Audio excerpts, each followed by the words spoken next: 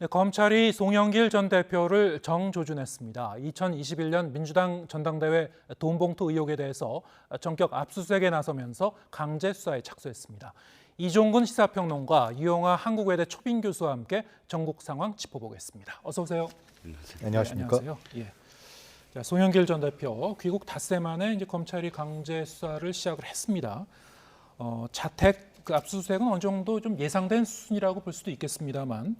오늘 이제 이 압수수색한 그 장소들을 보면은 먹고 사는 문제연구소, 이른바 이 후원 조직이라는 그런 연구소도 같이 포함이 되는데요. 네.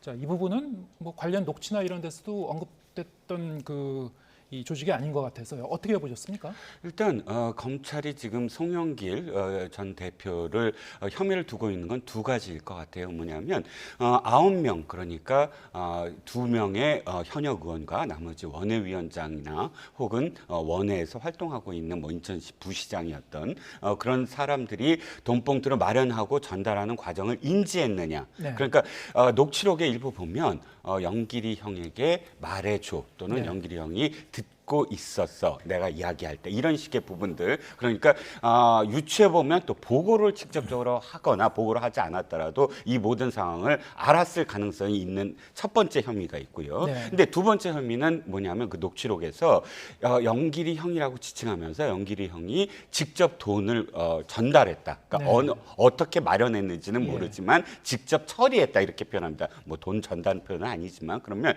혹시나 직접 마련해서 직접 전달했다면 그것은 앞에 부분과는 또 다른 차원이죠. 네. 그러니까 정치 자금 아까 정당법 50조에 의해서 1항과 2항의 어떤 차이가 있지만 어쨌든 직접 그러면 어디서 조달했을까를 검찰은 추적을 하고 있는 것 같아요. 그 녹취록에 예. 의해서. 그래서 지금 말씀하셨던 평화 먹고 사는 연구소가 후원금을 받고 거든요. 그러니까 네. 정책과 관련된 그런 후원금을 받고 있는 그런 싱크탱크이지만 그러나 그 후원금들이 혹여 캠프 자금으로 갔을 가능성, 그러니까 여러 가지 어떤 자금 조달의 루트들을 하나씩 한번 압수수색을 하면서 점검해 보는 게 아닌가 싶습니다. 네.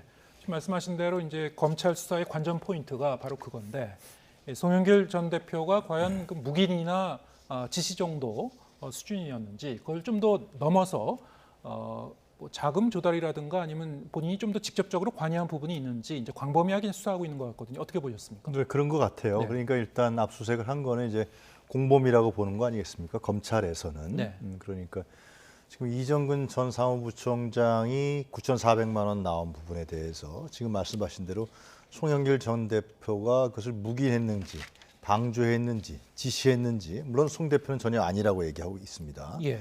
이 문제에 대해서 검찰이 이제 수사를 옥죄고 있는 거죠. 근데 그런 한계는 있는 것 같아요. 그러니까 이게 전체 녹취록이 아니잖아요. 부분적인 녹취록을 이제 탁탁탁탁 이제 언론에 주면서 그렇게 된 것인데, 과연 이제 그렇다고 해서 송영길 대표가 직접 돈을 주었다, 돈을 마련했다, 이런 녹취록은 검찰이 밝힌 네. 특정 언론사에, 특히 JTBC에 밝힌 그 녹취록에는 송 대표의 직접적 연관성은 안 나옵니다. 네.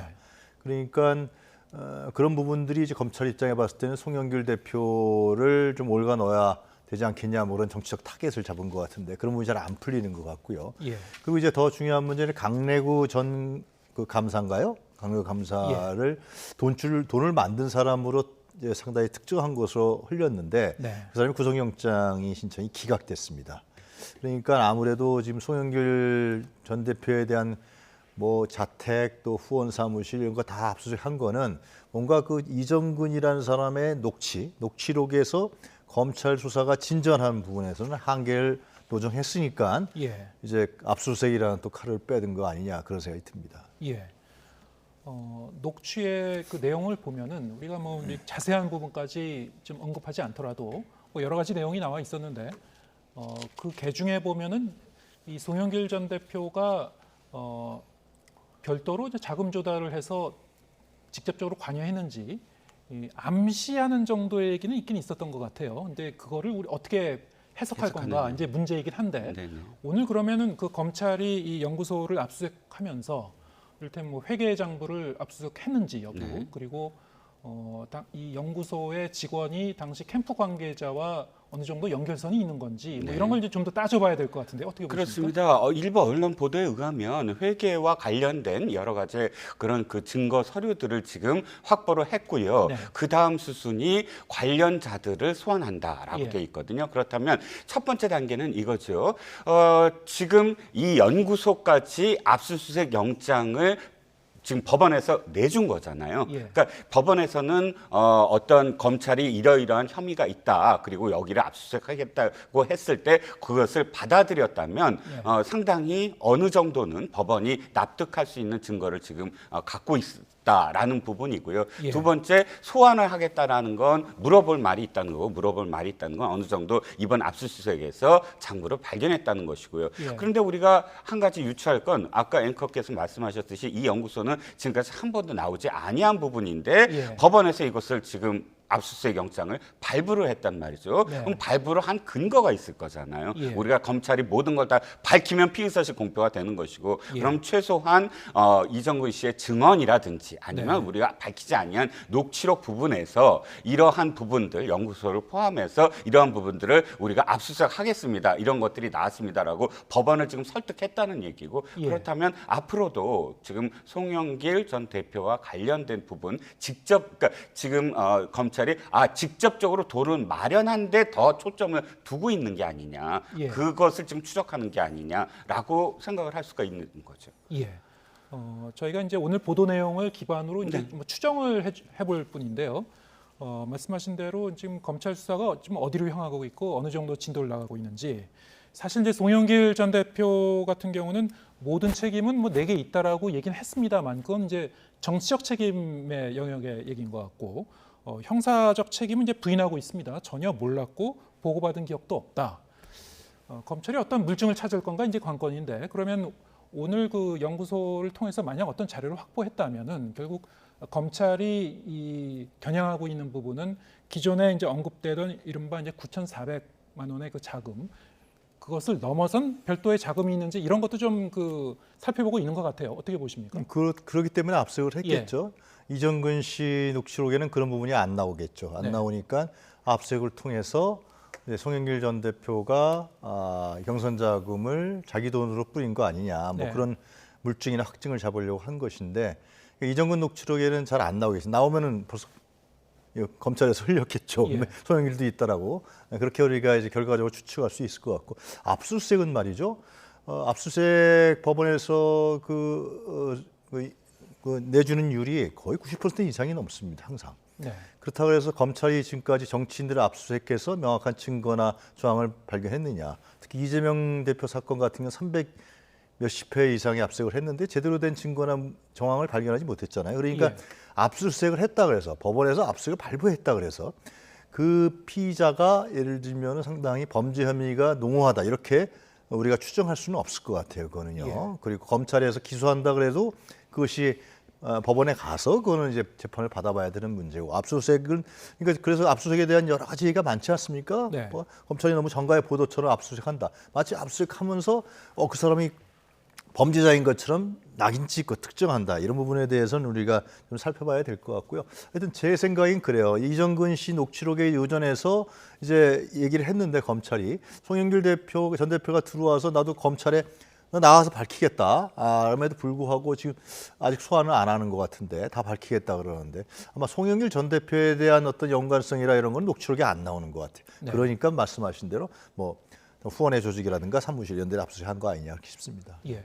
말씀하신 대로 이제 검찰이 압수수색을 했을 때 어떤 특정한 단서를 갖고 들어갈 수도 있지만은 뭐 저인망식으로 하는 방법도 있을 수 있고요. 이거는 지금 수사가 어떤 방향으로 어떻게 전개되는지를 좀 더 지켜보긴 해야 되겠습니다만 일단 송영길 전 대표 본인은 소환을 하면은 뭐 당장 응하겠다라고 했습니다만 검찰 입장에서는 지금 일단 당장 소환은 선을 긋고 있어요. 네. 당연히 이 압수수색한 그 물품을 갖고 이제 분석을 하고 자료를 모으고 다른 공여자도 이제 차례로 소환 조사하면서 이제 차근차근 나가지 않겠습니까? 어떻게 전망하십니까? 그건 사실 너무나 당연한 것이죠. 예. 왜냐하면 송영길 전 대표를 소환하는 건 이 수사의 마지막 정점이거든요. 예. 왜냐하면 송영길 전 대표를 위해서 지금까지 9명이 돈을 마련하고 전달했다. 이거 뭐 만약에 그 녹취록이 사실이라면 네. 그런 과정들인데 그것을 이 사람들에 대한 수사를 하기도 전에 지금 사실 최초의 어떤 그런 4월 초에 이 압수수색 그러니까 뭐 윤관석 의원을 비롯해서 9명에 대한 압수수색 20여 곳에 압수수색을 한 지 네. 며칠 안 됐습니다. 한 달도 예. 지금 안 된 상황이에요. 이 상황 속에서 지금 관련자들에 대한 수사를 하기도 전에 마지막 정점 그러니까 이 최고 수혜자 그리고 네. 이 모든 이 범죄 혐의의 최고 수혜자인 송영길 전 대표부터 뭐 물어본다? 그게 있을 수 없는 일이고요. 또 송영길 전 대표가 예를 들어서 내가 범죄가 있습니다. 내가 자백하겠습니다. 라고 출두하는 것이면 또 다른 성격입니다. 그런데 이것이 아니라 파리에서부터 나는 전혀 모른다. 네. 난 보고받지도 않았다. 라는데 어떻게 물어보면 똑같이 모른다는 대답밖에 더 나오겠습니까? 네. 그러니까 일단 변호사인 그런 송영길 전 대표가 이 상황을 암에도 불구하고 네. 어떤 퍼포먼스의 성격이 진하고요. 두 번째는 송영길 전 대표가 왜 이렇게 계속 출두를 고집할까 하는 것은 예. 앞으로 있을 구속영장에 대한 대비라고도 할 수가 있습니다. 왜냐하면 구속영장 청구할 때 그것을 기각하는 가장 큰 이유가 예. 증거인멸 도주의 우려가 있느냐 없느냐거든요. 예, 예. 그런데 지금 송영길 전 대표 입장에서는 내가 프랑스 파리에서 직접 왔고 네. 그다음에 검찰 수사에 응하려고 계속 출두를 해달라고 요구할 정도로 난 증거인멸이나 도주의 우려가 없다라는 것을 공개적으로 지금 명시하겠다라는 것이거든요. 예. 그렇기 때문에 이것은 뭐 검찰의 어떤 수사 과정 뭐 이런 것과 별개로 지금 송영길 전 대표의 자신의 어떤 사법적 그런 방어로서 지금 그런 이 출두 요구 내지는 예. 뭐 진술서 요구, 존술서 하겠다라는 그런 식의 어떤 표현을 하는 게 아닌가 싶은 거죠. 예. 검찰 수사가 어느 정도 속도를 낼지 이제 봐야 되겠습니다만 강내구 그 상임감사 구속영장이 한 차례 기각이 됐기 때문에 물론 이제 재청구하려고 하고 있습니다만 검찰 입장에서도 좀 더 이 물증을 잘 다지고 좀 신중하게 접근할 수는 있을 것 같아요. 어떻게 전망하십니까? 그러니까 이제 모르겠습니다. 그 녹취록이 완전 공개가 안 됐기 때문에 지금 물론 그 누구죠? 이정근 전 사무부총장이 예. 그 담당 검사와 그 JTBC 기자를 고소하지 않았습니까? 예. 공무상 비밀 누설이다 그리고 개인정보 위반이라고 고소했는데 그 전체 녹취록이 좀 나와야 이게 어떤 맥락에서 진행된 건지 아는데 특정 부분만 이제 검찰이 JTBC한테 제공했다는 거 아니에요? 이정근 씨 주장에 예. 따르면은 하여튼 그런 건데 저는 그렇습니다. 송영길 전 대표가 들어온 거는 당연히 누구든지 검찰 수사나 경찰 수사를 받을 때 자기 방어권이 있는 거예요. 네. 방어권이 있기 때문에 얘기를 할 수 있는 것이고 그 방어권을 뭐라고 얘기할 수는 없는 것이죠. 그건 당연한 인권에 속하는 것이고 그리고 증거인멸 도주나 이런 그게 없다라는 것은 자기가 떳떳하다라는 것을 역으로 표현하는 거 아니겠습니까? 예. 그렇기 때문에 그리고 자기 주변을 자꾸만 털지 말고 내가 그렇게 주범이라 그러면 나에 대해서 철저하게 수사를 하라라는 물론 그 점이 지금 말씀하신 대로 구속영장을 피하기 위한 거다 그렇게 억측적인 해석을 할 수 있겠지만은 거꾸로 해석하면 나는 당당하다 그렇게 얘기하는 거예요. 물론 수사를 받아봐야 되고 조사를 받아봐야겠죠. 그거에 네. 대해서 저희가 단정할 수는 없습니다만 예. 하여튼 이 부분이 만약 검찰이 이정근 사무부 전 부총장의 녹취록 문제만 외에는 다른 정황이나 증거를 발견하지 못하고 지금 다른 사람 다 조사 받았잖아요. 검찰에 가서 네. 받았기 때문에 그걸 하지 못한다 그러면 그 이정근 녹취록 그냥 그걸 가운데서 두고서 수사한 거 아니냐 요거 하나만 이렇게 이것이 결론 낼 수 있는 그런 소지도 있다고 봅니다. 네. 이렇게 이제 검찰이 압수수색을 하니까 국민의힘은 이제 맹공을 퍼붓습니다. 그 녹취 내용 좀 들어보고 이야기 나눠가겠습니다. 그 다음은 야당 탄압, 그 다음은 검찰이 수사가 아니라 정치를 하는 것 같다가 될 것입니다. 수사도 입맛대로 고르는 것까지 이재명 대표를 꼭 닮았습니다. 이렇게 국민의힘이 이제 파상 공세를 펼치고 있고 민주당의 이 돈봉투 의혹 계속 좀 이어지고 있는데 그런데 보통 이 정도면은 이제 여당 입장에서도 일종의 이제 반사 이익을 누릴 수도 있고 민주당은 상당히 좀 곤혹스러운 그런 상황 그럴 텐데 지금 그 정당 지지율 조사 나온 걸 보면은 좀 흥미로운 결과가 나왔어요. 오히려 이제 민주당이 좀 올랐더군요. 어떻게 보셨습니까? 일단 국민의힘은 어느 순간부터 사실은 정체돼 있거나 계속 하향세입니다. 어느 순간이냐면 네.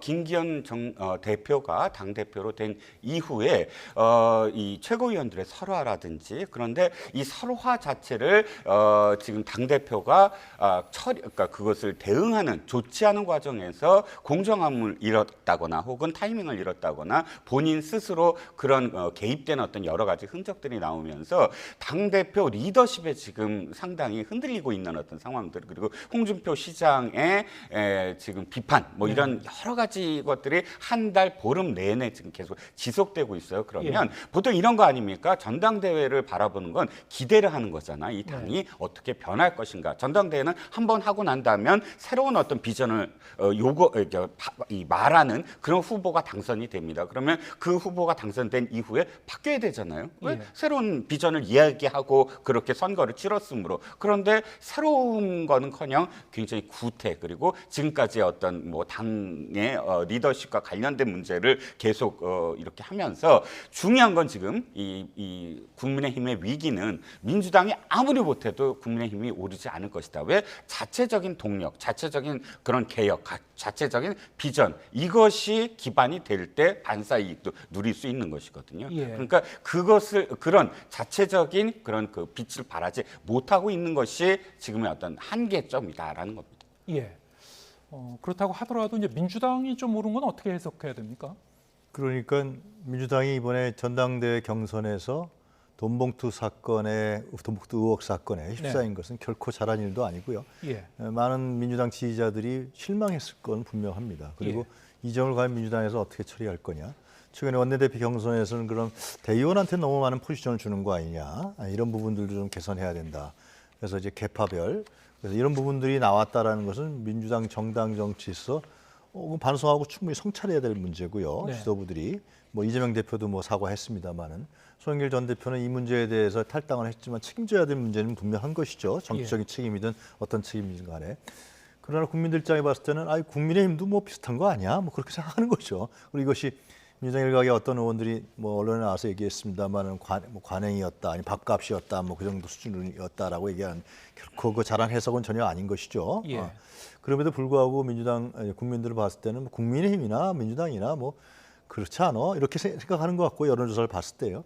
또 하나는 지금 말씀하신 대로 특히 한일 관계에서 한일 정상회담 관계에 있어서 국민의힘이 보인 태도들, 상당히 반민족적인 태도들 이런 부분에 대해서 국민들은 쉽게 등을 다시 전향적으로 돌리기가 어려웠을 겁니다. 그런 측면에서 봤을 때 국민의힘의 지지율이 오르지 않는 물론 태영호라든가 뭐 김재원, 정광훈 목사 사건까지 같이 겹쳐 있습니다만 그런 부분들이 층층이 총체적으로 결합됐으니까 국민의힘이 반사 이익을 얻지 못하고 있다 이렇게 해석할 수 있을 것 같습니다. 이제 정당 지지도는 이제 계속 그 여론조사가 지속되면서 올라갔다 내려갔다 하는 거니까요. 좀 더 추이를 좀 봐야 될 것 같고요.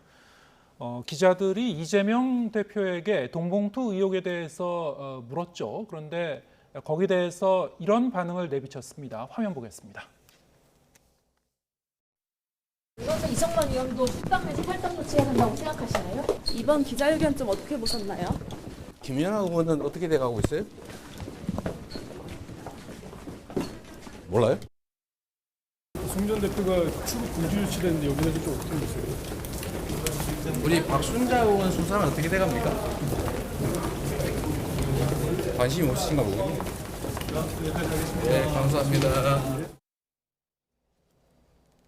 네, 지난 24일과 25일 주중에 이제 취재진이 저렇게 돈봉투 의혹 관련해서 물어보니까 이재명 대표는 오히려 그 여권 측 인사 관련 수사는 어떻게 돼가냐 이렇게 되물었습니다. 어떻게 보셨습니까? 당대표는 무엇을 하는 사람인가라는 생각이 들었어요. 개인적인 어떤 대변인이라든지 혹은 개인적인 의원이라든지 그렇다면 우리가 보통 저런 그런 그 상대 당의 이야기를 하는 건 물타기라고 하잖아요. 자신의 어떤 문제가 있을 때 시선을 상대로 돌리게 해서 자신의 어떤 어려움이라든지 혹은 자신의 치부를 덮는 그런 정치적 행위를 물타기라고 합니다. 그런데 그런 행위들은 사실 지금까지 여야가 다 있어 왔어요. 그리고 정작 경쟁이 심화될 때 언제나 계속 되어 왔습니다. 하지만 당대표는 저는 좀 달라야 된다고 생각을 하거든요. 이번 사안은 특정 의원들의 어떤 그런 부정부패 사건이 아니에요. 예. 돈봉투 사건 이런 건 전당대회에서 지금 관행이라고 이름 붙여지는, 그러니까 일부 의원들 표현입니다. 민주당 일부 의원들 우리만 그런 거 아니냐, 이 표현은 뭐냐면 이게 정치의 관행이다라고 인식하고 있는 거잖아요. 그런 인식 수준을 갖고 지금 이 부패의 어떤 온상이 됐단 말이죠. 대한민국 헌법 48조에 의하면 국회의원은 청렴할 의무가 있다 이렇게 돼 있어요. 그러면 그리하면 국회의원이 시작할 때 선서를 합니다. 헌법을 준수하겠다고. 그러면 국회의원이 청렴의 의무를 저버리면 사실은 국회의원으로서 자격이 없는 거 아니겠습니까? 예. 그런데 그런 지금 국민들의 시선을 받고 있고 이 당이 이 문제에 대해서 어떻게 대응할 것인가를 묻고 있는 거예요. 기자들이 묻는 건 그냥 괴롭히는 게 아니고 국민들이 진짜 묻는 것이거든요. 이 민주당이라는 정당은 지금 사실상 정당의 가치를 어떻게 구현할 거냐, 이 위기에 대해서. 그런데 거기에 대해서 상대당, 아니 우리 더러운 것만 말고 저쪽 더러운 걸 좀 봐라 라고 이야기하는 태도 자체가 이 사안에 대해서 어떻게 당대표가 생각하는지, 지금 당대표가 어떤 리더십을 갖고 어떤 비전을 갖고 이 위기를 극복하려고 하는지에 대해서 답이 물타기다라고 한다면 좀 암담한 것이고요. 그리고 또 팩트도 틀렸죠. 박순자 의원을 지금 표현했잖아요. 네. 박순자 의원 출당했습니다. 이미 예. 이미 기소가 됐고 대법까지 확정 판결 됐고요. 또 다른 사건으로 이미 기소돼 있는 상황이고 지금 출당 조치돼 있는 상황. 근데 그런 상황에 대한 팩트 체크 없이 박순자 의원은요? 라고 묻는 것도 사실상 부적절했다. 그러니까 이재명 대표의 이번 그런 그 물타기는 대표로서 보여줘서는 안 되는, 대표의 리더십으로서는 상당히 실망스러운 그런 그 태도였다라고 봅니다. 네, 민주당 뭐 다른 인사들은 뭐 어떻게 얘기하더라도 당 대표 입장에서는 좀 더 이게 엄중한 상황이다, 이런 그 신호음을 오히려 그 발신을 했어야 되는데 민주당 입장에서 봐도 저런 그 당 대표의 발언은 별로 도움이 되지 않을 것이다, 이런 그렇죠. 해석으로 들립니다. 예, 예. 어떻게 보십니까? 근데 제가 지금 YTN에서 지금 이제 그 필름을 쭉 했는데 그걸 자세히 보니까요, 이재명 당대표에게는 그 물타기 하는 게 아니고요, 언론에 요구하는 거라고 좀 보여집니다. 예. 기자들이 했을 때 왜 송영길 전 대표 탈당했죠. 송영길 전 대표에 대한 그 전당대회 관련해 돈봉투 사건을 언론에 그렇게 많이 보도하면서 왜 김연아 전 의원, 특히 그 뉴스타파에서 보도했죠. 네. 거기에는 음성 파일까지 나옵니다.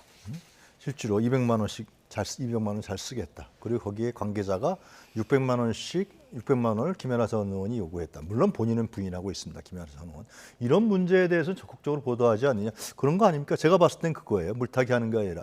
사과한다고 분명히 얘기했고요. 그 최고위원회에서. 그런 측면을 봤을 때는 실제로 김연아 전 의원 같은 경우는 직접 육성 파일이 나오기 때문에 이런 부분에 빨리빨리 수사를 해야겠죠. 이런 부분에 대해서 검찰이 지금 수사를 하고 있나요? 모르겠습니다. 하여튼 그런 측면을 지적한 거 아니냐. 물타기로만 자세히 다시 한번 보셔도 전 그럴 것 같아요. 언론에서 좀 균형적으로 보도를 해달라. 그러한 요구가 아닌가 싶습니다. 저는. 네.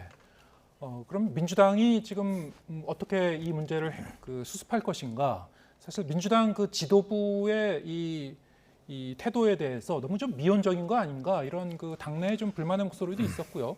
이런 가운데 이제 박광원 신임 그 원내대표가 취임을 했죠. 일단 이제 의원총회를 뭐 조속히 소집을 해서 여기에 대해서 좀 논의를 할 것이다, 이렇게 했습니다만 어떻게 수습할 것 같습니까? 글쎄요, 박광원 원내대표가 의욕적으로 사실 여러 가지 이야기를 했습니다. 이번에 이 당선의 어떤 변에서도 상당 부분 의원 여러분들의 개개인의 어떤 의견을 다 듣겠다, 총의를 모으겠다라는 부분은 당이 위기다라는 것을 지금 인식했다라는 측면이 하나 있고, 또 지금까지와는 다르게 무엇인가 의견을 도출하겠다라는 의욕으로 보여지거든요. 네. 정확하게 구체적으로 이 사건과 관련돼서 뭐로 하겠다 이렇게 표현되지 않았어도 지금 당의 위기는 바로 돈봉투 의혹 사건이 가장 큰 위기라고 전 보여지고요. 그러면 박광원 원내대표가 현재까지 어떤 흐름보다는 보다 더 적극적으로 이것을 대응해야 되는 게 아니냐라는 인식을 저는 갖고 있다고 봅니다. 최소한 민주당이라는 정당이 지금까지 위기를 맞았을 때 했던 그런 이런 대응과 굉장히 다르다는 느낌을 저는 많이 받거든요. 네. 지금 이야기를 하는 게 진상조사는 우리가 수사권이 없으므로 할 수가 없다라는 표현은 이해가 안 가는 게 지금까지 모든 그런 그 사건들은 다 수사권이 없어서 그럼 진상조사를 하지 말아야 되는 그런 상황 아닙니까? 국회의원들과 관련돼서 부정부패와 관련된 여러 가지의 그 사안들이 얼마나 지금까지 많았습니까? 역사상. 근데 모든 정당들이 다 진상조사에 꾸리고 검찰에 수사 의뢰하고 다 그랬어요. 예. 그런데 지금에 와서 갑자기 수사권이 갑자기 없어졌다. 그건 아니잖아요. 그러면 굉장히 곤란하기 때문에 이 사안만큼은 못하겠다 이렇게 들리는데 이게 국민들한테 굉장히 수동적으로 보이고 민주당이 과연 이 위기를 위기로 생각하느냐 그리고 실질적으로 당 지도부가 이것을 어떻게 정말 당이 환골탈태하는 계기로 만들겠다라는 그런 지금 각오를 갖고 있느냐 여기에 대해서 묻고 있는데 저는 박강원 원내대표를 선출한 것 자체 그러니까 초선 의원을 중심으로 해서 민주당이 친명을 지금 표방했던 나머지 세 후보가 아니고 박강원 지금 원내대표를 뽑은 이유도 사실은 당 지도부에 이게 좀 더 변화가 있어야 되는 게 아니냐라는 그런 욕구로서 박강원 후보가 원내대표 선출되지 않았나라는 생각도 해봅니다. 네, 아마도 이제 그 당내 이제 비명계 목소리라든가 아니면 중도 성향 의원들의 목소리가 좀 많이 반영돼서 박강원 의원이 이제 원내 이 대표로 뭐 1차 투표로 이게 결정이 된 거 아닌가 싶습니다만 그럼 의원총회를 통해서 어떤 그 총의를 모아갈 것인가? 일단 지금 뭐 윤관석 의원이라든가 이성만 의원이라든가 만약에 검찰에 이제 소환돼서 새로운 사실들이 밝혀지면은 그때 가서 민주당이 이 사후 대책 성격으로 좀 조치를 취해갈까요? 어떻게 보십니까? 그래서 박광원 원내대표가 이 문제에 관련해서 어떻게 해법을 내란지 제가 정확히 보도해서 기억이 안 납니다만 다른 원내대표 후보자들은 당시에 이것을 진상조사단을 구성하겠다. 그렇게 해서 이 문제를 규명하겠다는 걸 알고 있고요. 그러니까 새로운 신임 원내대표가 이 문제를 어떻게 처리할지는 봐야겠죠. 하여튼 이거는 물론 이제 지금 송영길 전 대표는 탈당을 했지만 다른 또 당직자들 관계가 있으니까요. 실제로 뭐 그런 점은 좀 주목해서 봐야 될 것 같고요. 박강원 원내대표는 제가 봤을 때 이제 뭐 친이낙연계다 그러는데 제가 알고 있기로는 박강원 신임 원내대표는 이낙연 캠프에서 굉장히 중심적인 뭐 이런 역할을 했던 사람은 아닙니다. 같이 했고 이쪽에 두루두루 다 알고 있는 거 알기 때문에 지금 앵커께서 정리하신 대로 좀 총선을 향해서 당이 통합해야 되는 거 아니냐 그런 의사들이 반영된 거 아닌가 그렇게 보는 게 좀 정확한 해석일 것 같습니다. 예. 네, 이번에는 이제 국민의힘 그 상황도 좀 짚어보겠습니다. 국민의힘이 윤리위원회 구성을 마치고 모레 5월 1일 이제 첫 회의를 열게 되죠. 일단 가장 큰 관심은 이 김재원, 태용호 두 최고위원에 대한 질계 절차 개시. 아마 지금 그 월요일부터 심의 들어가지 않을까 뭐 예상은 해봅니다만 어떻게 전망하십니까? 저는 윤리위원회가 보다 빨리 이 문제와 관련해서 상정이 될 것 같아요. 왜냐하면 김기현 당 대표 입장에서도 지금까지 이 문제와 관련해서 왜 미온적이냐 했을 때 윤리위가 지금 재구성돼야 된다. 윤리위가 구성되지 않았기 때문이다라고 대답을 했거든요. 그렇다면 윤리위가 지금 구성이 된다면 당연히 1호, 그러니까 이 문제부터 지금 상정이 돼야 되겠고요. 두 번째는 아까도 말씀드렸지만 당의 위기예요. 당이 전당대회가 끝나자마자 사실 그 여러 가지 언론의 어떤 주목도 받지 못하고 당 대표가 스스로 어떤 이슈를 끌어가는 어떤 역량이 안 보이고 있는 상황이거든요. 그렇다면 지금까지 비판을 받는 첫 번째 부분이 바로 설화들이 이어졌다라는 부분, 이런 부분들을 빨리 당이 우리 당은 원래 이런 당이 아니야. 지금 생각하고 있는 것처럼 그렇게 어떤 뭐랄까요 극우라는 뭐 일부 그런 세력들에 의해서 좌지우지되는 당이 아니다라는 거를 당 대표가 좀 보여주려면 물론 당 대표가 윤리위에 개입을 해서는 안 되겠지만 그러나 윤리위가 빨리 이 문제에 대해서 결론을 내리게끔 하는 그런 지도부의 지금 그 플랜이 있지 않나라는 생각입니다. 네. 징계 심의 이제 들어가더라도 그럼 징계 수위가 어떻게 나올 건가? 그거는 이제 국민의힘 입장에서도 상당히 좀 고민이 될 것 같긴 한데요. 어떻게 전망하십니까? 지금 이 김재원, 태용호 최고위원 국민의힘 지도부 아닙니까? 지도부라는 것은 그 당을 대표하는 사람인데요. 물론 대표 최고위원이 있지만 지금 태용호 최고위원 사무실인가요? 거기에 대학생들이 항의 점거했다가 지금 끌려 나왔다는 보도가 있는데 어떻게 되는지 모르겠어요. 근데 태용호 최고위원 같은 경우는 북한에서 자기가 알았던 역사를 한국에 와서 그 잣대로 된다는 것은 심각하다고 봅니다. 특히 4.3 항쟁 문제도 그랬고 백범 김구 선생에 대해서 그 나중에 이제 48년대 남북 분단이 될 수 있는 단독 선거를 반대하면서 38선을 베고 눕겠다 이런 통일 노력을 한 분한테 그걸 역사적 사실을 제대로 모르는 사람이 그걸 김일성의 전략이 이용당했다? 그렇게 얘기를 한단 말이죠. 북한에서 뭐 그렇게 자기가 배웠는지 안 배웠는지 모르지만 그런 식의 발언은 진짜 이건 반 국가적 발언 아닙니까? 반 역사적 발언이고 이런 사람을 계속해서 국민회의의 최고위원 지도부에 둔다. 저는 진짜 상식적으로 이해가 안 갑니다. 우리 역사를 이건 부정하는 거거든요. 그리고 이제 김재원 최고위원도 마찬가지로 5.18 발언도 그랬지만 또 정광훈 목사를 상당히 비호했단 말이죠. 근데 최근에 정광훈 목사 또 밝혔잖아요. 대통령실에서 전화가 와갖고 방미 때 민주노총 집회가 있는데 막아달라 그랬다. 또 그게 논란이 됐단 말이죠. 이런 사람들이 국민의힘 최고위원 지도부에 있다. 국민들이 지지하겠습니까? 일반적인 상식을 갖고 있는 중도층이라든가 일반적인 상식을 갖고 있는 사람들이 국민의힘에서 어떻게 근데 잘 못하고 있어요. 정광훈 목사 문제만 해도 그렇고요.